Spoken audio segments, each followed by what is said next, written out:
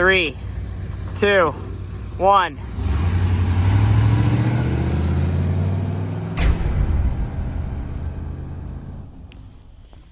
Okay, Carly, do you want to tell the viewers the big news you have as of last week? I got my license. I've had it for a week now, and I've driven just about every day from work to home to school, back home, and yeah, it's great. I love it. Well, if you're a longtime viewer of Holmes Racing, you might recognize this vehicle, but Carly, do you want to tell us a little bit about your daily? Yeah, so I drive this truck just about every day now for the past week, and it's a 1994 Chevy Silverado. It runs amazing, especially after I, put oil in it, put some other like coolants and stuff in it, and yeah, runs really good. My parents had it for the past like 20 years now, and especially after Tanner and I almost put it in the wall up at the backyard track, it still runs. It runs even better, I think, after that. Carly is referring to when we ripped this thing around the backyard track in the snow last December. Is there anything fancy on the inside? Any, like, what accessories do you have in here? Nothing. I have a little like safety bag in the back, but and a bunch. Looks like you have a charger. You got a phone charger. Yeah, I got a charger. I got some gum, but I try to keep the interior as clean as it can, and it is. Like I've really done a lot of detail to it. It's actually in great condition. So, the inside. Yeah, I've tried to keep it up notch, especially if we do sell it. Then the inside is all that matters. I don't Scratches think, on the side. I don't think this thing's going anywhere. That might be from when Emma and I were drifting it. Yeah, this was my first vehicle that I drove when I turned 16. And now Carly's gonna be using it for a little bit, but I guess we'll both hop in. We're gonna go for a little bit of a drive, and I'm hoping the 22C can keep us on all four wheels.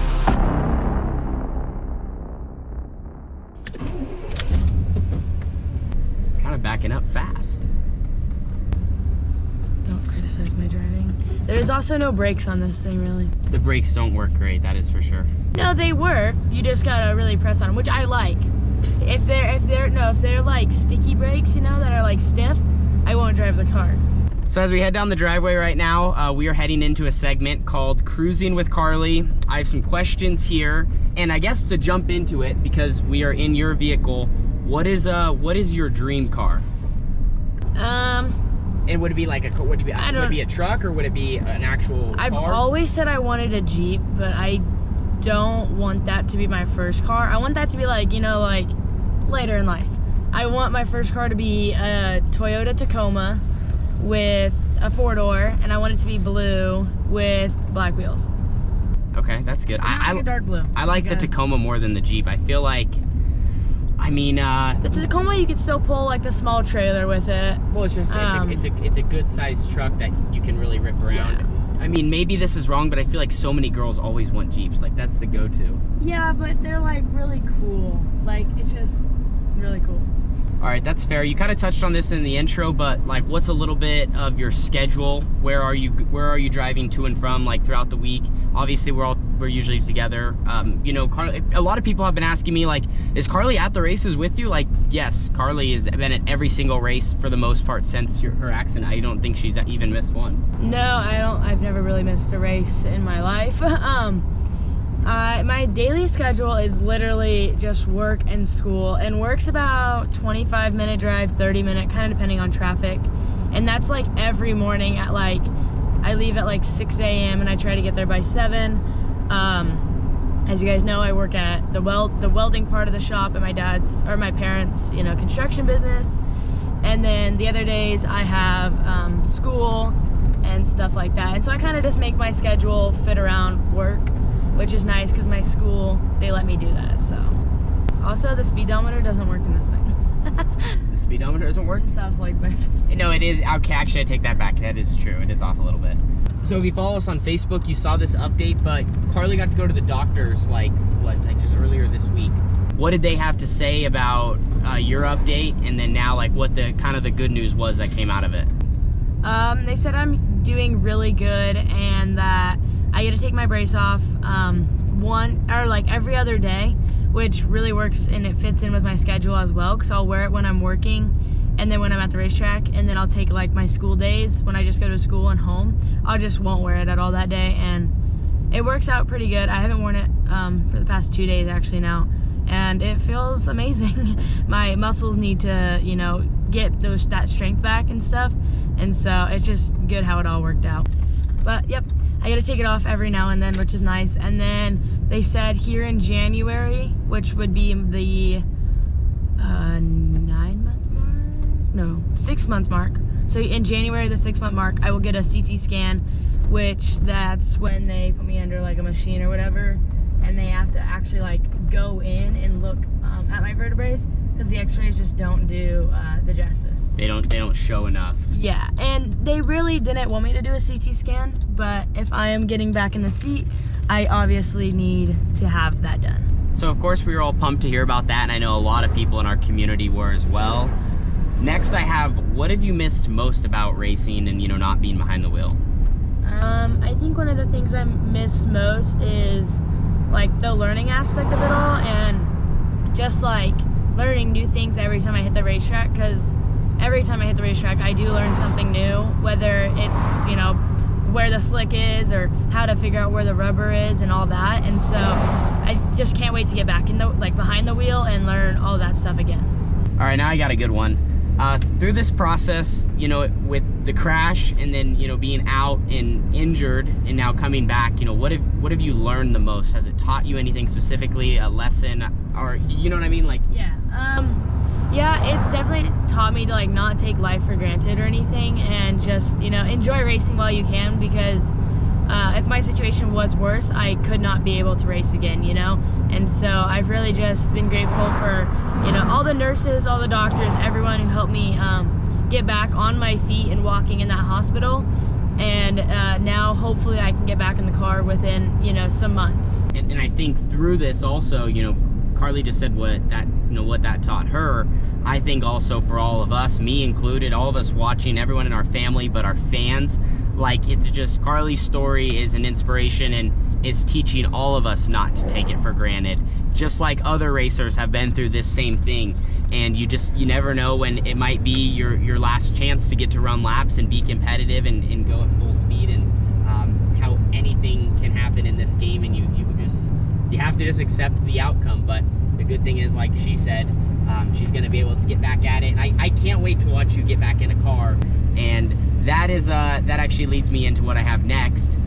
What roughly, or when roughly, do you think you will be back racing, and what kind of car? Do you think it's going to be the Outlaw kart first? Do you think it's going to be the sprint car? Like, which one makes you maybe a little bit more nervous?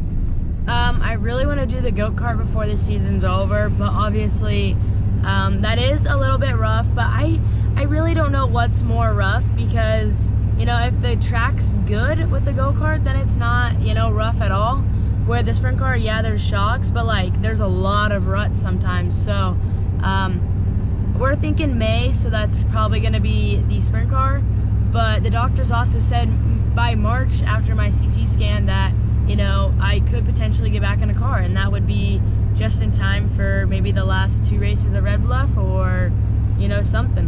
And I think also we're going to know a lot once you start doing physical therapy, because, you know, Carly is going to do that. We've mentioned that. It's going to be huge. I think we're going to really know where you're at and how soon you can get back at it in the safest manner. We've also said multiple times we're not pushing that. But yeah, so I think it's safe to say anywhere from, honestly, right now we're going over some rough here in the car. It can't be like this. Anywhere from, yeah, March to May, the 22C should be back on track. So we're almost back home now, so we're going to end this with a little bit of rapid fire. You want to answer these quick. This first one we might have to touch on though a little bit more because it's interesting. Okay, first, best track food. What place has the best track food, and what are you getting? I don't know exactly a racetrack, but you can't lie. Carly is always at the concession stand, not in a bad way, but like it's not like oh my god, I have to go to the concession. No, it's like at every racetrack we have a thing. Me and my mom, we literally will go and buy one thing of fries, and we will taste them. It's like a taste test, but you obviously, yeah. So like when we were in the Midwest, every racetrack we went to, we got some fries. And it's not like, I'm not like a track like person that like wants to go get like a burger or something, but like the French fries are definitely probably my favorite. And most places have pretty good fries. Yeah. No, I know. I just usually, out of everyone in our group, Carly, you can catch her trying something. Okay, are you the type person to roll the bottom or pound the top? Pound the top. Really? No, and that's a lie. Roll the bottom. No, it is not. That's you. Do you run your Y up or Y down on your steering wheel? You know what I mean? Like Y, like you know how like the spokes go. Oh, Y up, yeah. Y up? I'm a Y up kind of guy too. What's one race car driver you would love to have lunch with? Like professional, or like is there like who are you a fan of? Like you would just love to go have lunch with? I don't know. I mean, like what about any of the outlaw guys? If there's I need to think about that. Let me pull over and think. There's not even like just a race car driver you like watching. I mean, I like watching. It sounds weird because I said go to lunch with, but I'm just saying, who are you a fan of that would just be cool to maybe hang out with, or you know?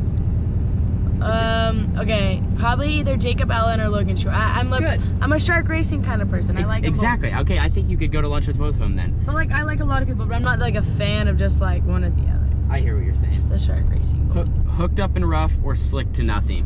Hooked up and rough. Easy. And rough. I hate the slick. Last question as we pull back up to the house. If money wasn't a factor, what are you going and racing tomorrow? It could be anything, dirt, asphalt, NASCAR, like. I think it would be dirt, sprint car, 360 or 410, and either Knoxville Nationals, either one, or the Kings Royal. That's about as good as it gets. I think every dirt racer would agree with you there. All right, well, thank you for taking me for a ride. Yeah. How soon do you think you're getting that Tacoma? Hopefully by the end of this year. You better go do a lot of work. And I guess last thing, actually, because the viewers are definitely going to want to know, how many miles are on this thing? 103,951. Dang. It's got quite a few races on it, that's for sure.